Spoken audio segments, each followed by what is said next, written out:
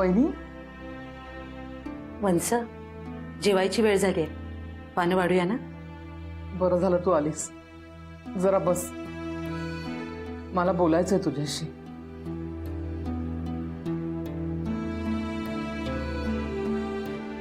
वहिनी, मला असं वाटतं की परिस्थिती हाताबाहेर जाण्याच्या आधी आपण काहीतरी करायला हवं तर मी दादाशी बोलते आणि त्याला सांगते की अभिच्या लग्नाच्या बाबतीत आपण अजून थोडं.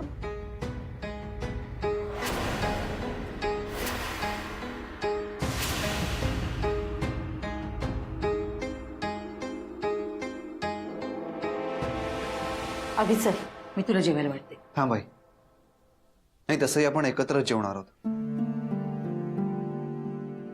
पण त्याआधी मला तुम्हा दोघींची काहीतरी बोलायचंय. आपण आधी जेवूया मग बोलू ना. काय वंस? नाही आहे, मी आधी बोलतो.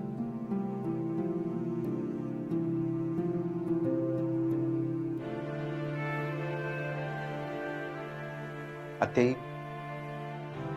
या क्षणी तू, आई, बाबा आपण सगळेच किती तणावाखाली हो त्याची मला पूर्ण कल्पना आहे, आणि म्हणूनच मी या विषयावर बाबांशी बोललोय.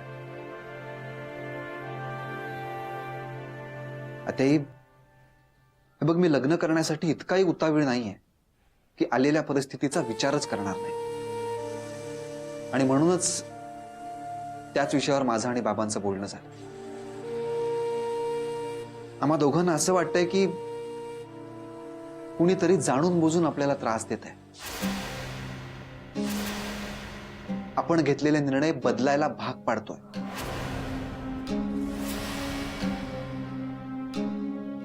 पण त्यावर आम्हाला असं वाटतंय की आपली काहीही चूक नसताना आपण त्याच्यासमोर हार का मानायची?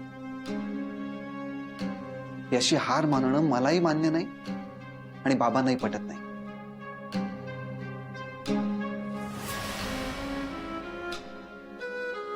खरंय वंस, मलाही हे पटतंय. आपण कुणाचं काही एक वाईट केलं नसताना आपण किती दिवस असं घाबरून राहायचं? आणि मी जर विरोध करतेय तर तो का करतेय ते तरी समजून घ्या.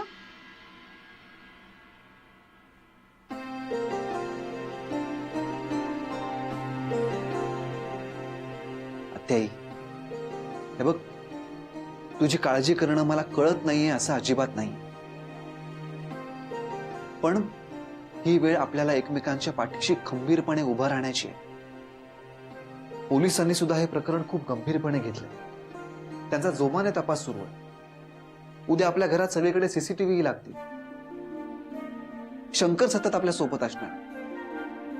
मग हे असं सगळं असताना तुम्ही दोघींनी असा विचार केला तर मग मीनाक्षी आणि सोहाचं काय होईल? त्या दोघींना आता तुमच्या आधाराची गरज आहे, आणि तुम्ही दोघीच अशा वागायला लागलात तर मग त्यांना कोण आधार देणार? आणि मला माहिती आहे, माझी आत्याई आणि आई या अशा प्रसंगी डगमगून जाणाऱ्यांपैकी नाही आहेत.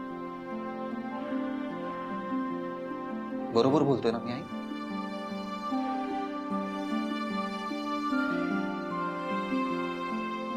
आत्याई,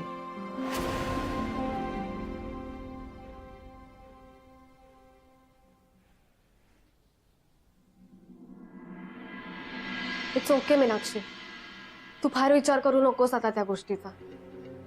अगं पण तो लॅपटॉप, तुझं सगळं स्टडी मटेरियल त्यात असेल ना, आणि तुझी एक्झाम सुरू आहे. लॅपटॉप नसण्याने माझ्या एक्झामवर काही फार परिणाम होणार नाहीये.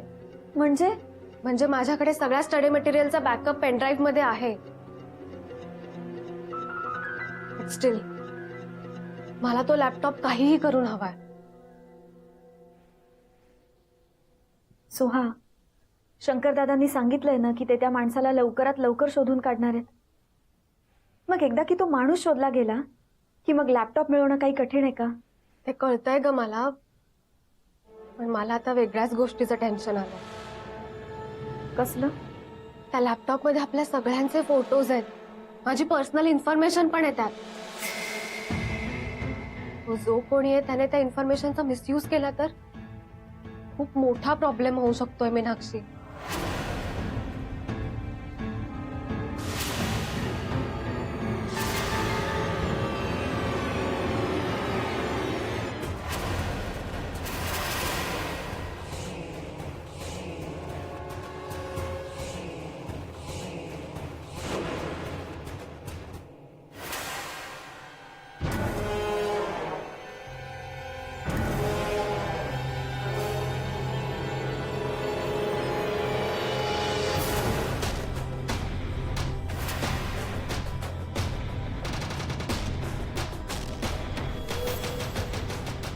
तुम्हाला काय बोलायचं आहे ते समजलंय मला. उद्या सकाळपर्यंत काम होऊन जाईल.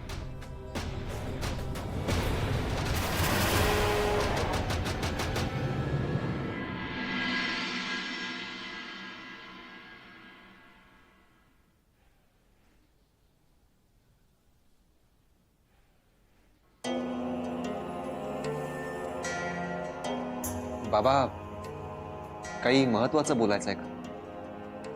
हो, महत्वाचंच बोलायचं. आपल्या घरात ज्या घटना घडतायत त्याच्या मागे नक्की कोणाचा हात आहे हे मला कळलंय.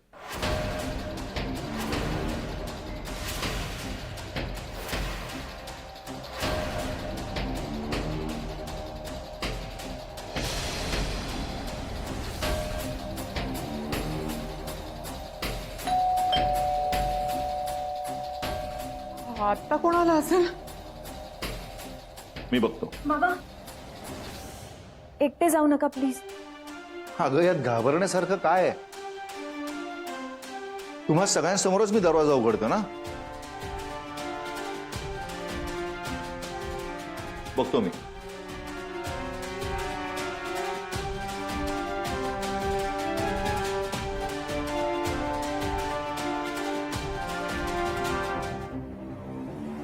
अरे शंकर, तू ये ये.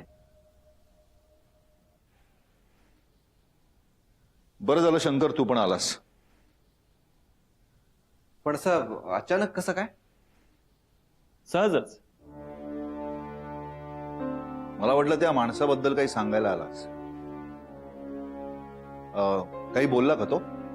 नाही सर, त्याचं तोंड उघडणं जरा कठीण जात आहे. आता नाक दाबून तोंड उघडण्याचाच प्रकार बाकी आहे. मग तो पोपटासारखं सगळं काय सांगेल आपल्याला. त्याआधी मला जे कळालंय ते यांच्याबरोबर आता मी तुलाही सांगतो. मी जज म्हणून काम करत असताना महादेव चौधरी नावाचा एक गुन्हेगार होता. एका गुन्ह्यामध्ये मी त्याला 7 वर्षांची सजा सुनावली होती. ती केस चालू असताना त्यांनी मला खूप आमिष देण्याचा प्रयत्न केला, पण मी काही बदलू नाही. त्यामुळे त्याचा माझ्यावर राग आहे. आता तो आपली शिक्षा पूर्ण करून बाहेर आलाय. मी काढलेल्या माहितीनुसार तो सध्या कुठेतरी परदेशात वास्तव्य करतोय आणि मला त्रास देण्यासाठी तो तिकडून ह्या सगळ्या गोष्टी ऑर्गनाइज करतो. आतापर्यंत जे झालं ते झालं. आता यापुढे हे प्रकरण मी माझ्या लेवलला मॅनेज करणार. यापुढे ती व्यक्ती आपल्याला कुणालाच त्रास देणार नाही असा मी तुम्हाला सगळ्यांना शब्द देतो. अहो पण तुम्ही म्हणताय त्या माणसाचा भरोसा काय? लता, मी सांगितलं ना, हे प्रकरण आता मी माझ्या लेवलला मॅनेज करणार आहे म्हणून. आणि मी एकटा कुठे आहे? अभि आणि शंकर आहेतच ना माझ्या बरोबर. आता तुम्हाला कुणालाही काळजी करण्याची गरज नाही. चला, आता हा विषय बंद.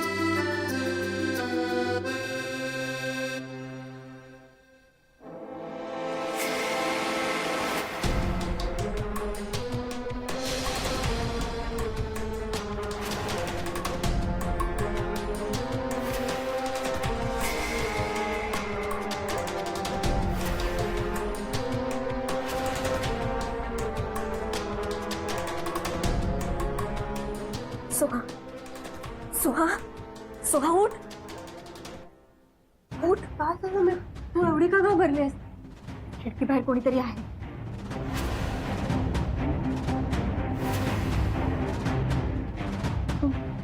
तू थांब, मी बघते.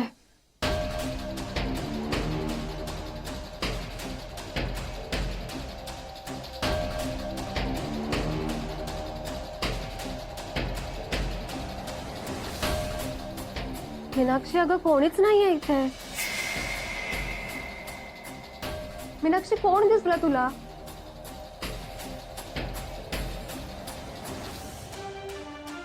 अगं, हे बघ ना, मगाशी आपल्या खिडकीकडे बघत काहीतरी बोलत होते एकमेकांशी ते. अगं, ते पोलीस आहेत. काल रात्रीपासून आपल्या घरावर पहारा ठेवून आहेत. तू उगाच घाबरलीस आणि सकाळी सकाळी मलाही घाबरवलं. मीनाक्षी, तू घाबरशील म्हणून आम्ही तुला हे सांगितलं नव्हतं, पण शेवटी तेच झालं. तू घाबरलीसच. काल रात्री बाबा काय म्हणाले आठवतंय ना? आता आपल्याला कोणालाच घाबरण्याची किंवा कुठल्याच गोष्टीचं टेन्शन घ्यायची काहीच गरज नाहीये. Don't worry. Kolaveri Kolaveri Kolaveri D.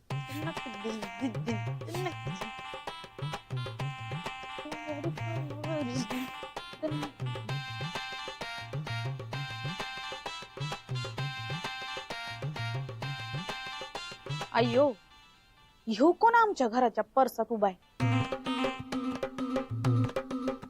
आत्ता खबर घेते याची. अय अय, कोण हाय? कोण तुम्ही? हा, आणि मी म्हणते हित्त हित्त आमच्या परसात काय करायला आहे? हा, माझी ड्युटी आहे इथे, तू तुझं काम कर. ड्युटी? कसली ड्युटी? पोलीस आहे मी, कळलं? जा आता जाऊन आपलं काम कर. पोलीस? वा वा वा, पोलीस आहे वय, वा. नाही म्हणजे तुम्ही जर का स्वतःला पोलीस समजत असाल तर मग म्या चोर आहे बघा. चला चोर पोलीस खेळूया, काय म्हणता? हा? हसायला काय झालं? ह्या घराला पोलीस सिक्युरिटी आहे, माहित नाही तुला? तुझी पण गेटवर चौकशी करूनच तुला आज सोडलंय ना? सॉरी सॉरी, माय मिस्टेक. नाही म्हणजे आधी काय झालं ते माझ्या लक्षातच नाही बघा. सॉरी हा, सॉरी.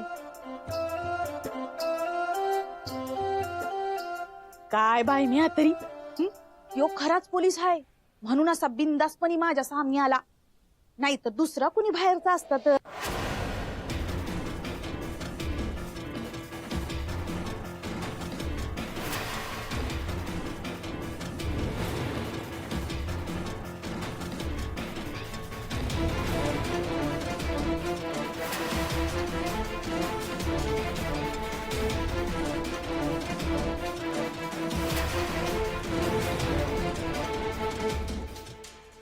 हा हा, आठवलं आठवलं. त्या दिवशी काय झालं ते मला आता आठवलं. त्यो टोपरं घातलेला माणूस इथूनच खाली आलता. हा, इथूनच खाली आलता 100%. आता हे इसरायच्या आत पहिले आत्याबाईला जाऊन सांगायला पाहिजे. टोपरं घातलेला माणूस होता, इथून खाली आलता. टोपरं घातलेलाच माणूस होता. हा, खालून वर गेलता. नाही नाही नाही नाही, वरून खाली आलता. टोपरच घातलेला माणूस होता. आत्याबाई, हा, टोपरं घातलेला माणूस होता, इथूनच खाली आलता. टोपरं घातलेला माणूस होता, खाल्लं वर, नाही नाही, वरनं खाली आला होता. हा, टोपरं घातलेला माणूस होता, वरनं खाली आला होता. टोपरं घातलेला माणूस होता, वरनं खाली आला होता. टोपरं घातलेला माणूस, अरे देवा, इथं तर कोणीच नाही. माझं काय होतं? हा, टोपरं घातलेला माणूस होता, वरनं खाली आला होता. पण हे सांगू कोणाला? टोपरं घातलेला माणूस होता. हा, बरं झालं तुम्ही आलात. आता पहिले माझं ऐका. काय बोलायचंय? हे बघ वनिता, तू फापट पसारा लावू नकोस, माझी खूप कामं बाकी आहेत. हा, मी नाही का तुम्हाला तेव्हा म्हणले होते मला तुम्हाला काहीतरी सांगायचंय. मला? हा, मला कधी सांगितलं होतंस? मी तुम्हाला म्हणले होते. मला नाही आठवत असं काही म्हटल्याचं. नाही, मग मी आत्याबाईला सांगितलं असेल. ते जाऊ दे, पण मला आता काय सांगायचंय पहिले तुम्ही ते ऐका. बोल. हो मी आपल्या घरातला समजा कचरा काढला आणि गार्डन मध्ये गेली कचरा काढाया तेव्हा मला त्यो दिसला. कोणाला बघितलंस तू? कचरा काय? कचरा नाही नाही नाही कचरा नाही कचरा नाही कचरा नाही कचरा नाही तेव्हा बघा थांबा 2 मिनिटं थांबा मला 3 मिनिटात आठवलं. थांबा. वनिता, हा हे बघ, तू आठवायला लागलीस ना तर दिवसाची रात्र होईल. त्यापेक्षा तू एक काम कर, तो झाडू ठेव तिकडे जा आणि किचन मध्ये जा. ते बाहेर पोलीस आहेत ना, त्यांचा नाश्ता करायचा आहे. किचन मध्ये जा आणि कांदे चिरून ठेव. आणि कांदे चिरून झाले की फ्रीज मध्ये भोपळा आहे, तो पण चिरून ठेव. हा हा, हे असं सगळं बाकीचं विसरतेस ना, ठीक आहे, पण काम नको विसरूस. जा. आओ मला खरंच काहीतरी स्पेशल सांगायचं होतं पण मी विसरते. त्याला मी तरी काय करू ना. जाऊ दे, आता आधी काय काम सांगितलंय पहिले ते करते, नाही तर ते पण विसरायचे. अगं अगं तू माझं ऐकून तरी घे ना. त्याआधी तू माझं ऐकणार ना. तू माझे फोन का घेत नव्हतीस? मी किती काळजी करत होते माहितीये. अगं मीनाक्षी मला मला तुला काहीतरी सांगायचंय. मलाही तुला खूप काही सांगायचंय.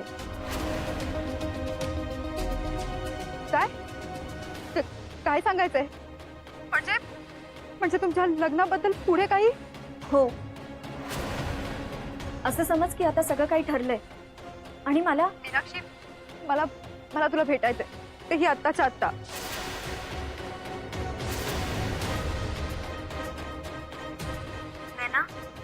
सगळं काही ठीक आहे ना? हो हो ग, सगळं ठीक आहे, पण आपण भेटूया आधी, मग बोलू सगळं. बघ, तुला तुझा नवरा परत काही त्रास देत नाहीये ना? आणि राहुल राहुल बरा आहे ना? अगं मग अशी घाबरल्यासारखी का बोलतेयस तू? प्लीज सांग नाही ना. अगं आपण भेटून बोलूया ना ग सगळं.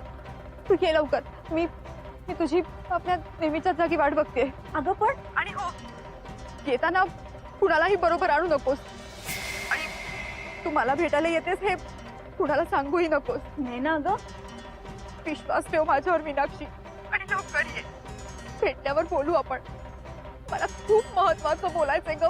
तू ये लवकर, मी वाट बघते. बाय. नाही ना.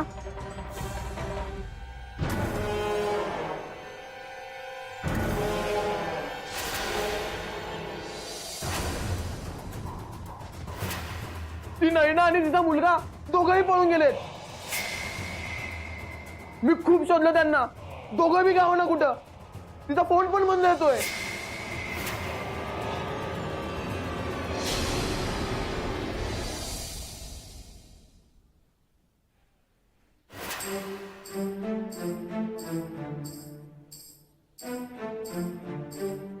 हा, सांगितल्याप्रमाणे कांदा कापून झालाय.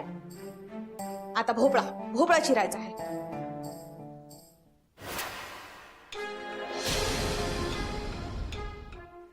मला कुणाला तरी काहीतरी सांगायचं होतं, पण काय सांगायचं होतं तेच लक्षात नाही बघा.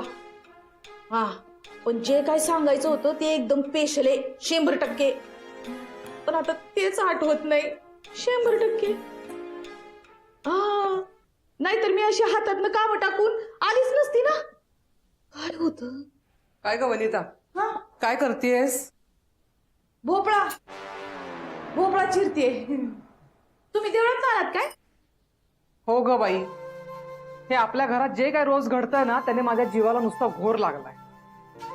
मग म्हणलं एकदा देवाला सांगूनच यावं की बाबा रे, हे जे काही आहे ना सगळं हे संपव आता आणि सोडव आम्हाला. आता तो बघून घेईल सगळं काय ते.